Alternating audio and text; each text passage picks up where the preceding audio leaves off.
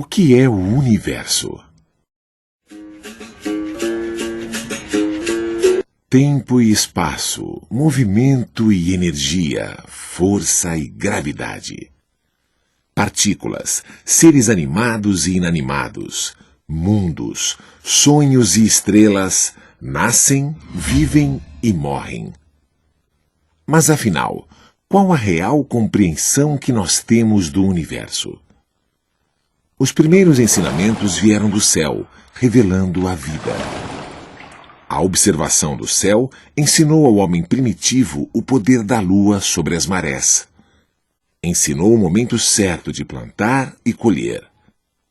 O fascínio pelos mistérios do céu chegaria até os gregos. Especialistas em geometria consideravam a circunferência um símbolo da perfeição. No princípio, os gregos imaginavam que as estrelas, os planetas e a lua se moviam em círculos divinos, livres de qualquer ação.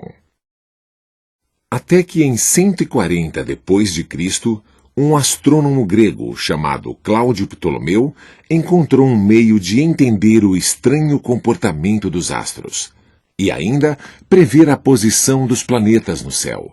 Ptolomeu era um cientista inquieto. Estudioso da matemática, da física e da geografia, aperfeiçoou um sistema que colocava a Terra no centro do universo.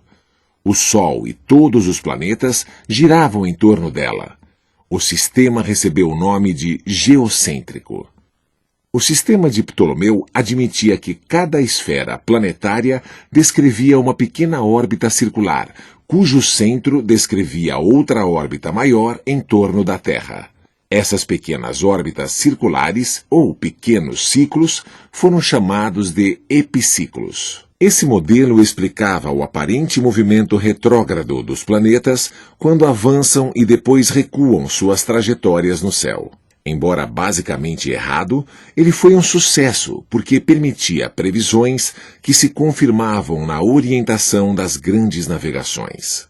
Mesmo sofrendo reajustes a cada nova descoberta, o sistema geocêntrico de Ptolomeu sobreviveu por 1.400 anos, guiando a filosofia, a ciência e a religião. Nesse período, a humanidade assistiu à ascensão e queda do Império Romano, às invasões bárbaras e à formação de uma sociedade feudal dominada pela Igreja Católica.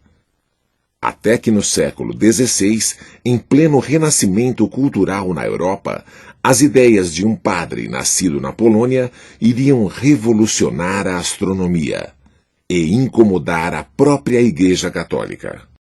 Nicolau Copérnico, o padre, percebeu uma forma simples de atingir os mesmos resultados de Ptolomeu. Bastava substituir a Terra pelo Sol no centro do universo. Assim, foi criado o sistema heliocêntrico, no qual o Sol ocupava agora o centro do sistema e os planetas giravam ao seu redor. Pouco tempo depois da publicação de suas teorias, Nicolau Copérnico morreu aos 70 anos em 1543. Mesmo depois de sua morte, o sistema heliocêntrico de Copérnico incomodava a Igreja Católica. Se Cristo veio à Terra, ela não mereceria um lugar de destaque? Não seria especial? Por que a Terra teria que se humilhar ao Sol, como um escravo ao rei? A sabedoria e o poder da Igreja precisavam ser preservados, e aqueles que se colocassem contra ela seriam severamente punidos. Foi nessa época que viveu o filósofo e frade dominicano italiano Giordano Bruno. Ele avançou o pensamento de Copérnico, acreditando em um universo sem limites, infinito, em que a Terra girava em torno do Sol e as estrelas eram centros de outros sistemas planetários. Acabou queimado vivo em Roma em 1600. Pouco tempo depois, um jovem italiano estudante de medicina na Universidade de Pisa descobria a física e a matemática. Era Galileu Galilei. Intrigado com instrumentos ópticos utilizados como microscópios e lunetas inventados na Holanda, Galileu estudou e melhorou tais dispositivos, construindo seus próprios telescópios para observar os astros. Descobriu as 4 luas de Júpiter, os anéis de Saturno, as manchas solares, as crateras e montanhas da Lua.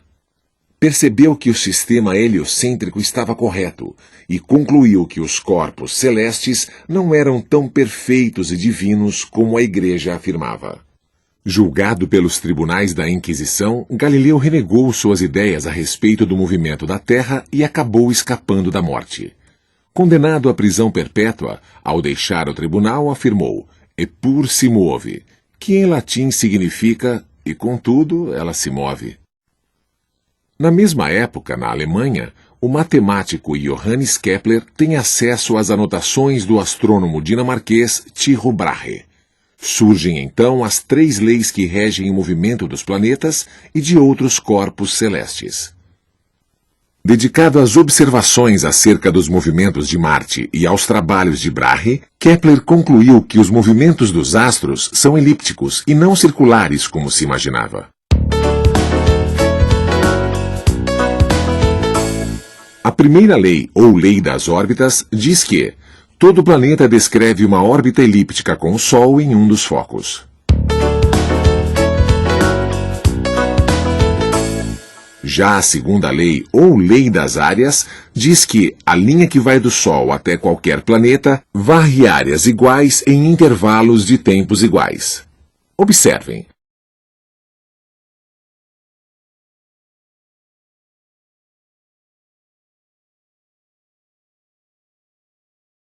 O ponto mais próximo do Sol chamamos de periélio e o ponto mais distante de afélio.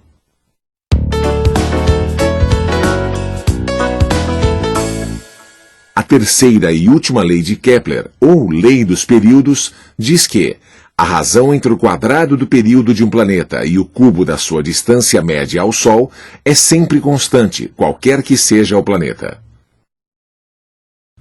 Com essa lei, podemos concluir que planetas que orbitam próximo do Sol têm tempos de revolução mais curtos, como Mercúrio, cujo ano dura apenas 88 dias da Terra, e planetas distantes do Sol são mais lentos, como Netuno, onde um ano equivale a 165 anos terrestres.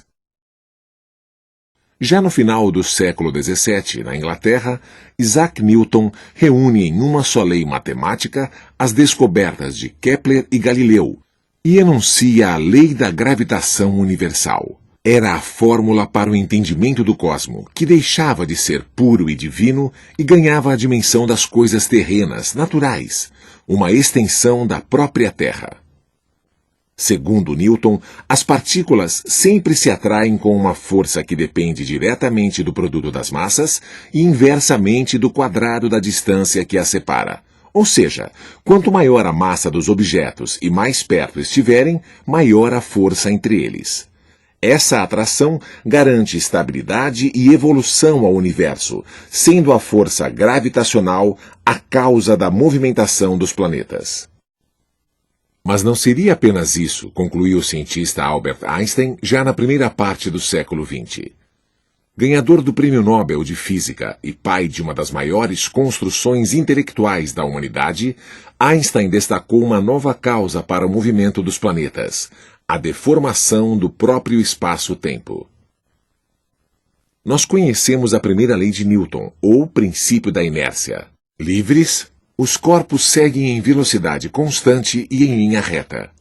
Porém, surgem as mudanças no espaço plano e o percurso já não é mais o mesmo. Trajetórias retilíneas passam a ser curvilíneas pela simples deformação do espaço. E assim acontece a atração gravitacional. Não mais uma força, como propunha Newton, mas uma alteração do próprio espaço causada pela presença da matéria. Tempo e espaço caminhando sempre juntos, moldando o universo.